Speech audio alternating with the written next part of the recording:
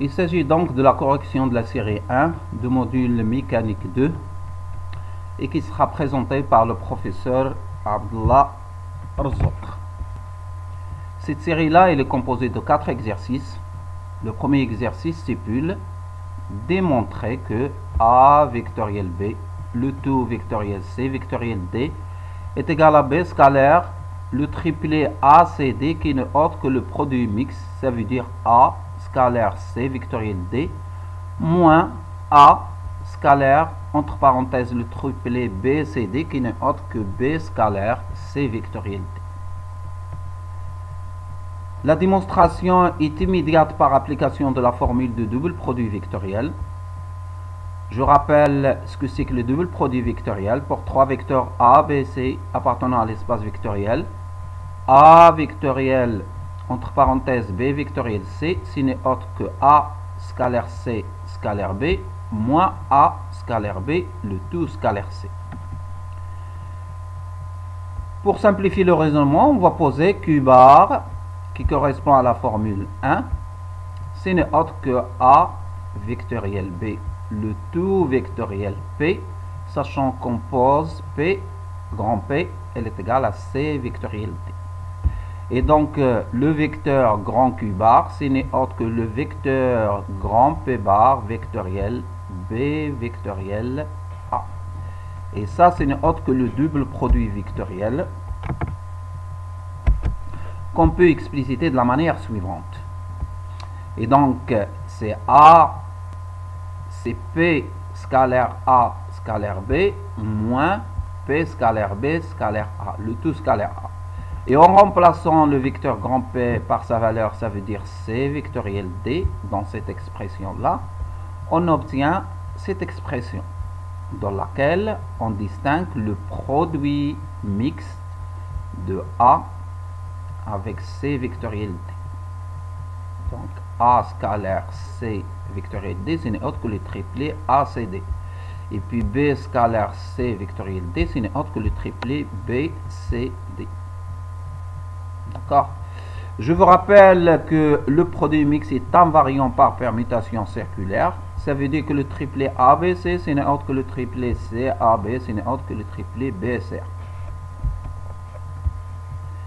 Et donc, enfin, j'aurai le Q bar qui est égal à A vectoriel B vectoriel C et sera égal à B scalaire le triplet ACD moins A scalaire le triplet BCD. Ça veut dire que ce n'est autre que la relation 1 et c'est ce qu'il faut démontrer, tout simplement. On va voir l'exercice 2 dans lequel on vous demande de démontrer que A vectoriel B entre parenthèses scalaire C vectoriel D entre parenthèses, ce n'est autre que A scalaire C multiplié par B scalaire D moins A scalaire D multiplié par B scalaire C.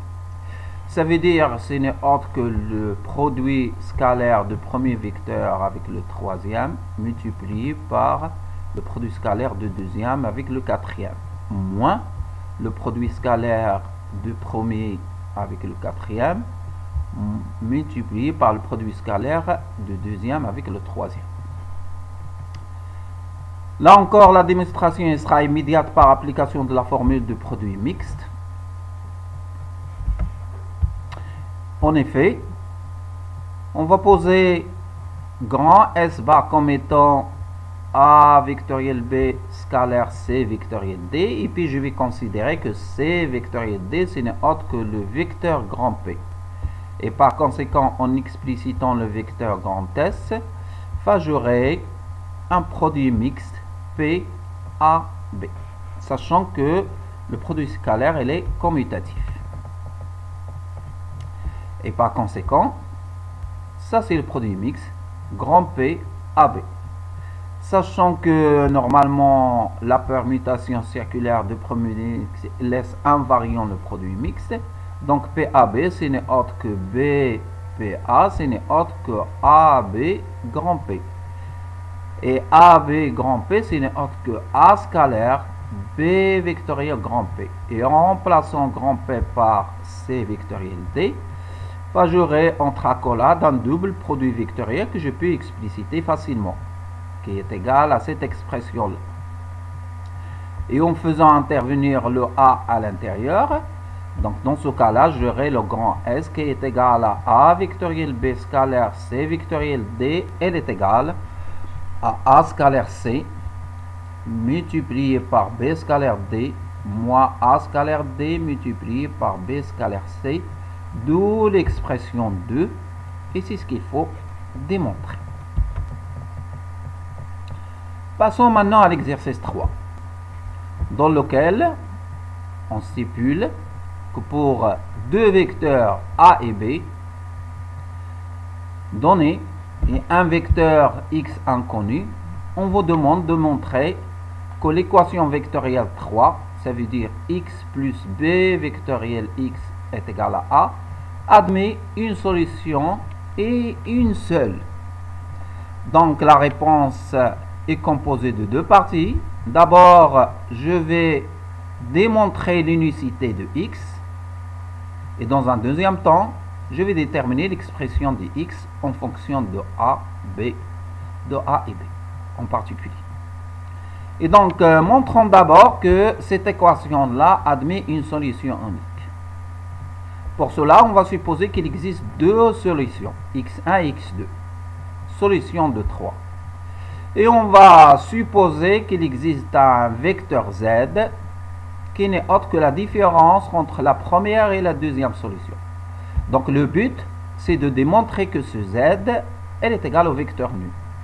Donc x1 solution de 3, ça veut dire que x1 plus b vectoriel x1 est égal à a. x2 solution de 3, ça veut dire que x2 plus b vectoriel x2 est égal à a.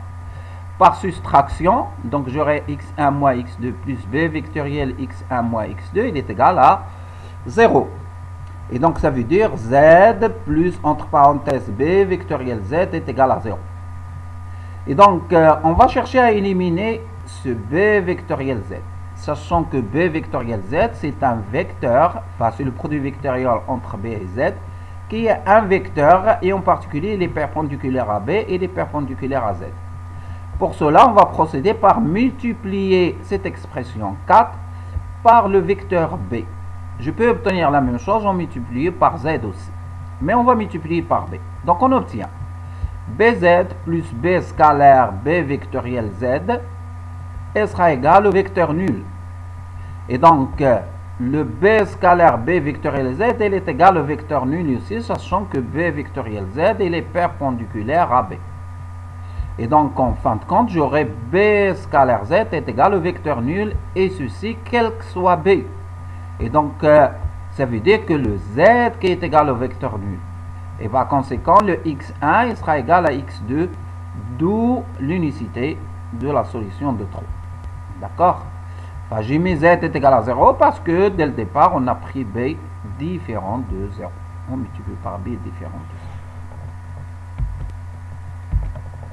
Donc la deuxième partie de la solution, c'est que on vient de montrer que l'équation 3 admet une solution unique. Ça veut dire que x1 il est égal à x2, il est égal à x3, il est égal à x, la même chose. Donc nous allons chercher cette solution x. Pour cela, on va le faire en deux étapes. D'abord, on va essayer de multiplier l'équation 3 par b, différente de 0. Pourquoi? En vue d'éliminer ce terme-là, b vectoriel x. Et puis par la suite, je vais multiplier vectoriellement à gauche de l'équation 3 par b. Et dans ce cas-là, j'aurai un double produit vectoriel que je peux expliciter par la suite. Et donc je pense que ça va simplifier la résolution. Chose qu'on va essayer de démontrer. Et donc, en multipliant l'équation 3, ça veut dire cette équation-là par b, j'aurai b scalaire x plus b scalaire b vectoriel x est égal à b fois a. Sachant que b vectoriel x il est perpendiculaire à b, c'est la définition de produit vectoriel ou les propriétés de produit vectoriel de deux vecteurs, qui a un vecteur qui est perpendiculaire au plan contenant les deux vecteurs, et en particulier à B. Donc ça, il est égal à 0, et par conséquent, je montre que x scalaire B, elle est égale à B scalaire A, que je note comme étant l'expression 5. Dans un deuxième temps, je vais multiplier vectoriellement à gauche de l'équation 3 par B. Ça veut dire que je vais déterminer B vectoriel petit 3. Et donc ça veut dire que j'aurai B vectoriel x plus B vectoriel x est égal à B vectoriel A. B vectoriel, entre parenthèses, B vectoriel x est un double produit vectoriel que je peux expliciter. Donc il sera égal à B scalaire x, le tout scalaire B, moins B au carré multiplié par x. Ça veut dire scalaire x. Donc cette expression 6, en utilisant l'expression 3 et 5, il peut s'écrire sous la forme de 7, à savoir le B vectoriel x, je peux l'obtenir à partir de l'expression 3 en le remplaçant par A moins x.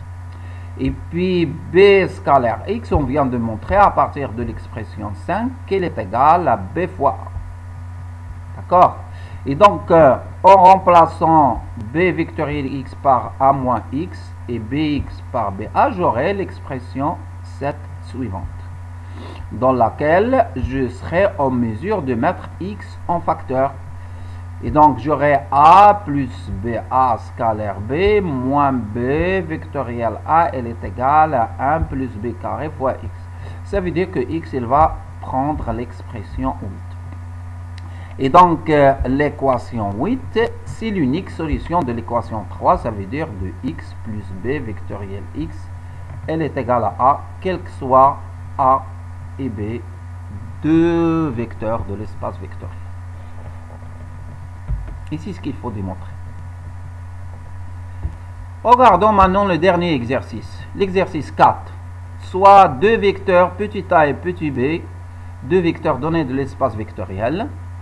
On vous propose de démontrer que le carré de produit scalaire de ces deux vecteurs plus le carré de la norme de produit vectoriel de A et B, ce n'est autre que la norme de A au carré multiplié par la norme de B au carré.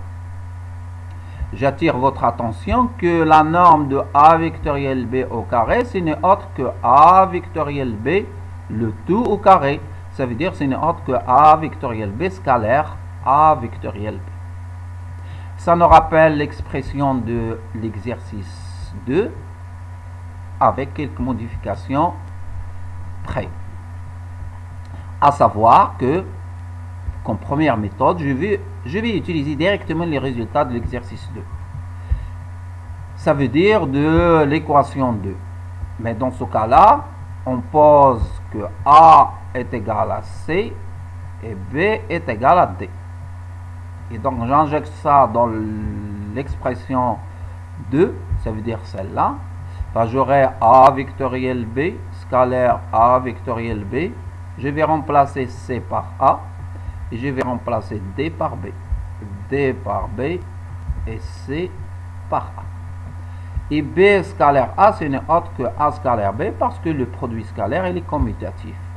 Donc, ça, ce n'est autre que la norme de A vectoriel B, le tout au carré, qui n'est autre que la norme au carré de A multiplié par la norme au carré de B, moins AB, le tout au carré. Et par conséquent, j'aurai A scalaire B au carré, plus la norme de A vectoriel B au carré, ce n'est autre que la norme de A au carré, multiplié par la norme de B au carré, d'où l'expression 9, et c'est ce qu'il faut démontrer là encore.